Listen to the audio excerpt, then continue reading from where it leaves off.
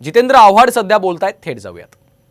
आता ताटकळत बसतात, मला कधी बोलवतात, मला कधी बोलवतात, मला कधी बोलवतात. आता काय बोलायचं, त्यांना पण मनातनं वाईट वाटत असणार की मी स्वतःची काय परिस्थिती करून घेतलो. तिथे मी दादा होतो, इथे मला दा म्हणायला पण भीती वाटते. माणसं कधी कधी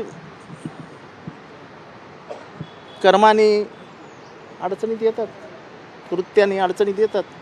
महाराष्ट्राच्या इतिहासात भविष्यात जो काही लिहिला जाईल त्याच्यात दादा हे उदाहरण असेल की भरलेल्या ताटावर बसलेला माणूस ईर्षेपोटी स्वार्थापोटी कसा पत्रावळीवर जाऊन बसला आणि मला कोण वाढतंय का याची वाट बघत बसला.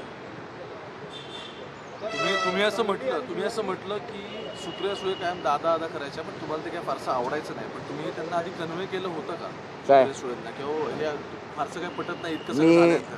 हे जे कोणी भाषण माझं छापलं, हे माझा मोबाईल द्या रे, हे जे कोणी भाषण छापलं त्यांनी माझं अर्धच भाषण छापलं.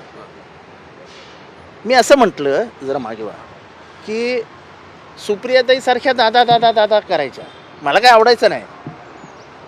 पण त्यांच्या भावना म्हणजे दादा म्हणण्याच्या भावनेमागे असलेलं प्रेम, घर तुटू नये ही भावना, आपलेपणाची भावना ही दादाला समजलीच नाही. कारण का त्या प्रेम आणि हृदय याच्याशी दादाचा काही संबंधच नाही, असं माझं वाक्य होतं.